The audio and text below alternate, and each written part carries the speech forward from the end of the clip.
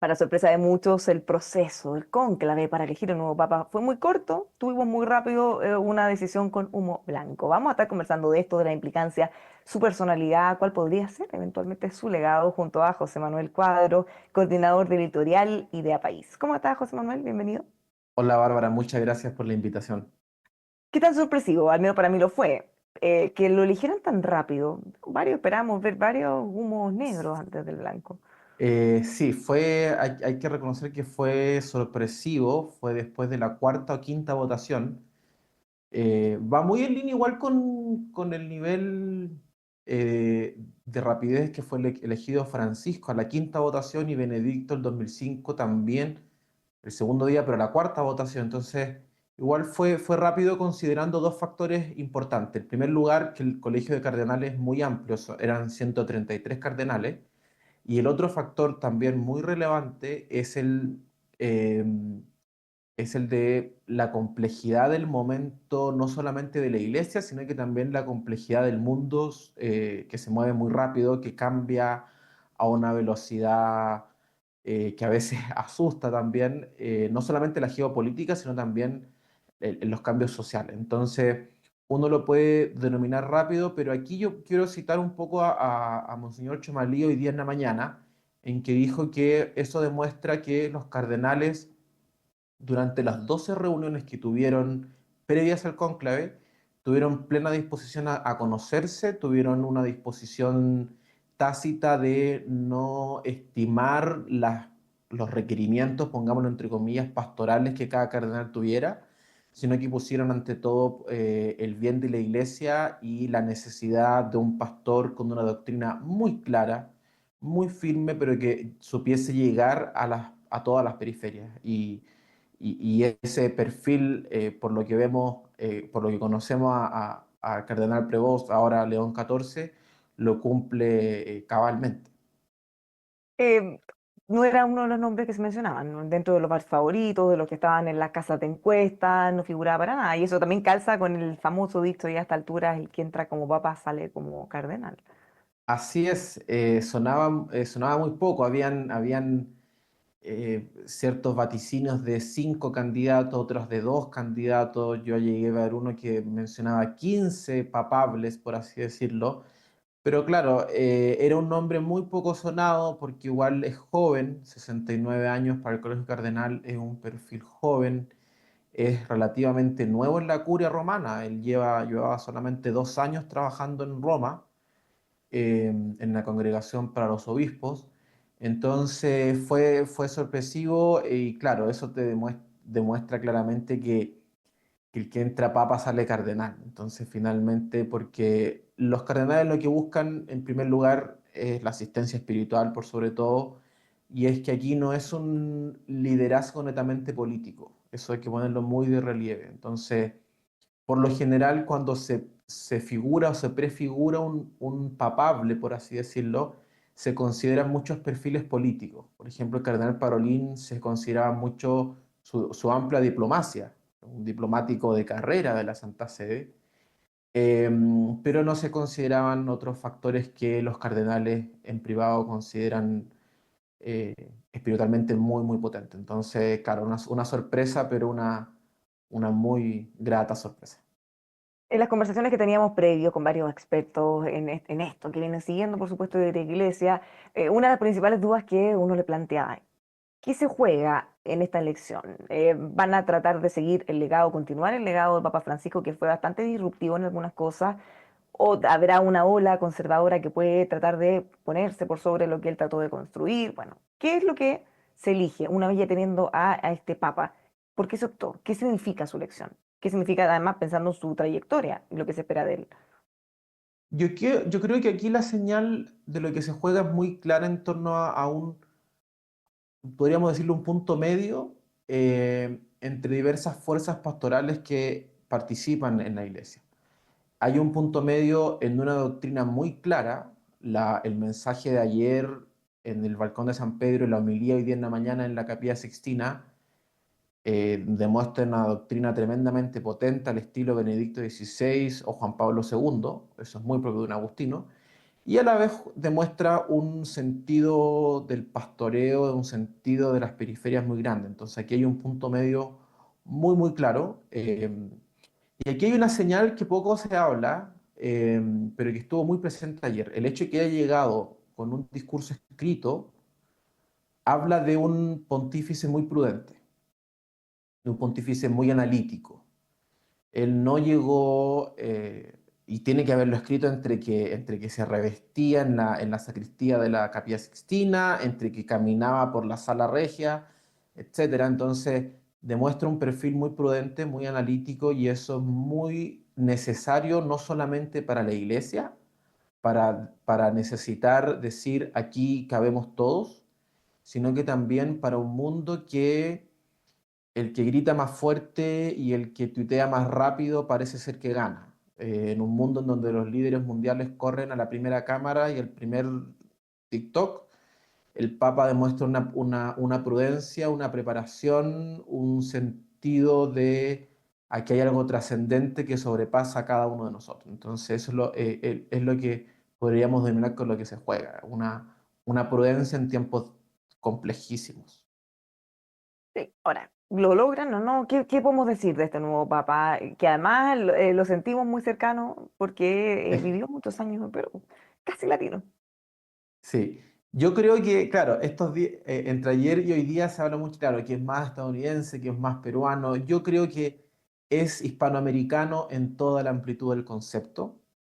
Un hombre conectado con la riqueza doctrinal de Europa, podríamos decir, por San Agustín, por su corazón agustino, que eso se notó claramente, pero que comprende que esa doctrina necesita una bajada que debe ser aplicada a cabalidad. En el fondo, aquí lo que está, para comprender al Papa, hay que comprender una máxima agustina, unidad y caridad, que eso va de la mano.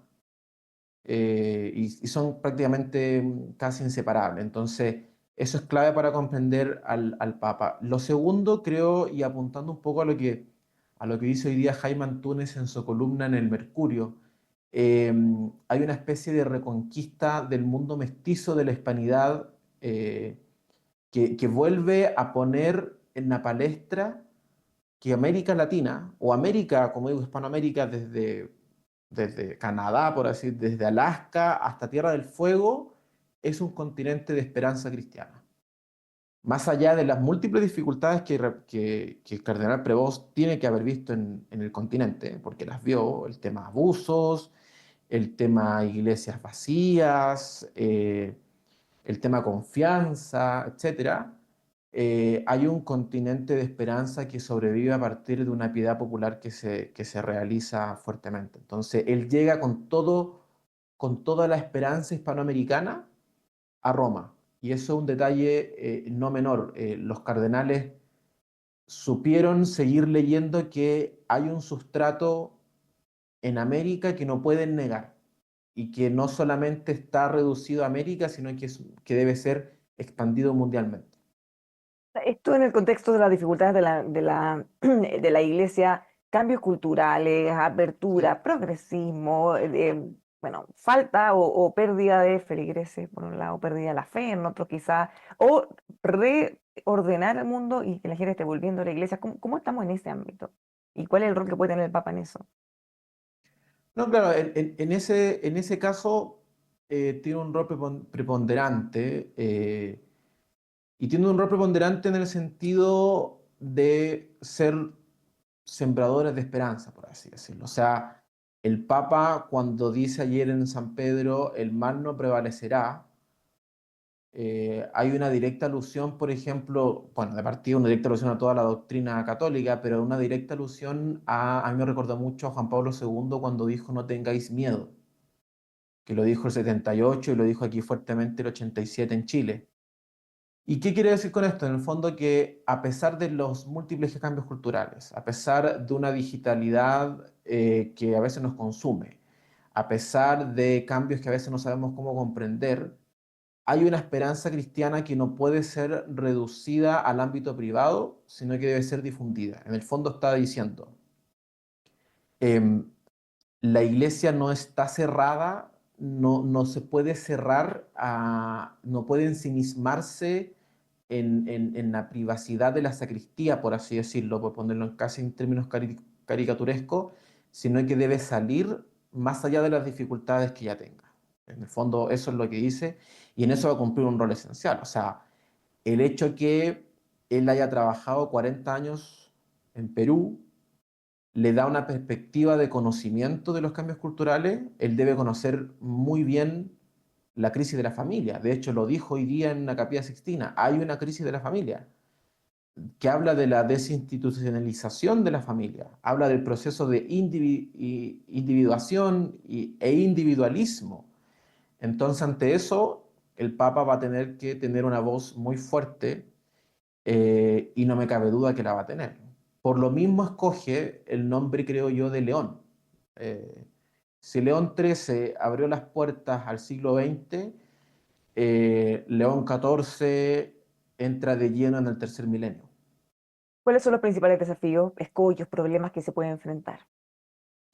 Yo creo que en cuanto a desafío hay como dos variables. El primero es una suerte de desafío interno, podríamos decir, en cuanto a la curia romana, que él conoce bien, trabajó 2 años en la curia romana, trabajó en el tema de nombramiento de los obispos, entonces tiene una perspectiva muy amplia. Y ahí siempre un desafío, porque la curia es finalmente el gobierno de la iglesia.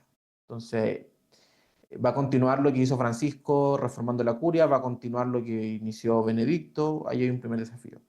El segundo desafío, creo yo, es sanar las confianzas, porque el tema abusos no es solamente leíble desde el punto de vista punitivo o del derecho canónico, sino que se debe leer en cuanto a un concepto desde la sociología, desde la cultura. Es decir, se dañaron las confianzas en muchas áreas entre pueblo y clero, y que va, como digo, va más allá de la gravedad, que ya de por sí es grave, del abuso sexual, sino que también del tema de abusos de conciencia y de poder.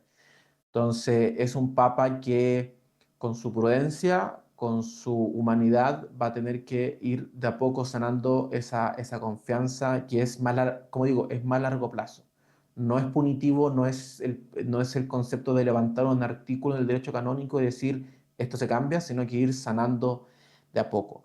Y otro desafío son pandemias sociales gravísimas. O sea, el tema de la baja de natalidad no es solamente económico o desde el punto de vista de las políticas públicas de cada país, es un problema cultural de Occidente. Entonces la Iglesia va a tener una voz. Si el año 68 Pablo VI tuvo una voz con Humane Vitae en torno a los anticonceptivos, ahora va a tener una voz muy fuerte en torno a la baja de natalidad desde el punto de vista cultural, de familias más menguadas, de familias más chicas, de hijos sin primos, de adultos mayores sin nietos, y reposicionar la idea de don y gratuidad en las familias de todo el mundo. Entonces, y el último desafío, que es no menor, el geopolítico, que ahí hay una complejidad que cambia todos los días.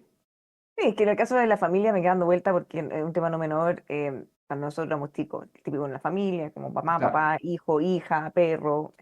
Eso ha cambiado por completo, desde hogares monoparentales, con alguna abuela, por ejemplo, con un rol muy relevante, pero siempre con los niños. Ahora ya ni siquiera vamos a tener niños en esa familia. Sí, ahí hay un problema complejísimo. Aquí los investigadores de Idea País lo trabajan a diario, y hay un estudio, de hecho, muy bueno en torno a la estructura familiar y cómo la estructura familiar incide en el bienestar propio de la familia, bienestar material y también cultural. Entonces, en cuanto a la familia, claro, eh, Latinoamérica en general es de la familia grande detallada incluso en novelas latinoamericanas muy grandes, y ahora hay familias cada vez más chicas. Entonces la iglesia lo que va a necesitar es hacer un llamamiento, como digo, que va a ser incluso atemporal, en el sentido de va a necesitar la valentía de decir, mire, esto no es solamente proyecto personal, sino que cada uno de nosotros necesita acoger la idea de don, de gratuidad y de transmisión para construir la sociedad. En el fondo, va a necesitar hablar fuertemente en contra de posicionamientos como del yo y los propios antojos personales. No ir tanto en contra del proyecto personal, sino que decir, el proyecto personal no se construye solo, sino que se construye en compañía.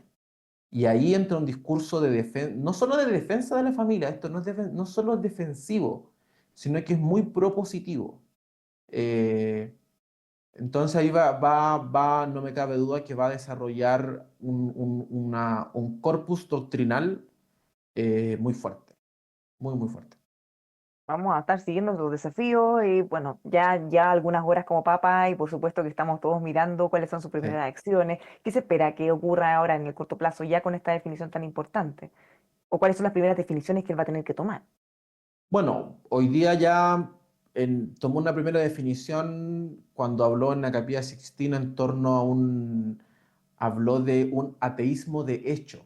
Me llamó la atención ese concepto porque cuando él habla de que muchos comprenden a Jesús como superhéroe o como superhombre, no solamente habla de aquellos que están ajenos al catolicismo, sino que a los católicos que lo asumen así y que esperan un líder carismático.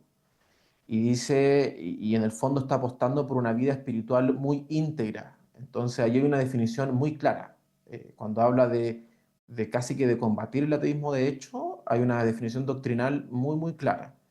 La segunda, bueno, otra definición más a la interna que tomó es asumir todos los cargos de la curia romana, los confirmó hasta que pueda ir paulatinamente tomando decisiones. Y aquí en más vamos a ir viendo, el domingo tiene el Angelus en la Plaza de San Pedro, el domingo 18 es la misa de inauguración del pontificado, en donde lo más probable vamos a ver un segundo gran momento geopolítico. El funeral del Papa Francisco fue un momento geopolítico en donde se reunieron los grandes líderes del mundo. Ahí vimos la imagen de Trump con Zelensky en el atrio de la Basílica conversando. Eh, y vamos a ver qué líderes mundiales van. Ahí va a haber una señal muy importante. Muchos van a querer acercarse al Papa por su prudencia y su consejo. Todos los líderes mundiales siempre quieren acercarse al hombre que representa 2000 años de tradición, sean católicos, esto o no. Y de ahí en más vamos a ir siguiendo viendo señales muy, muy importantes que van a ir enriqueciéndose a medida que pasa el tiempo. Nos quedamos atentos entonces a todo esto, José Manuel. Muchísimas gracias por conversar con nosotros. Que tengan un muy buen fin de semana. Muchas gracias a ustedes por la invitación, Bárbara. Igualmente. Los dejamos invitados a que sigan con nosotros aquí en emol.com.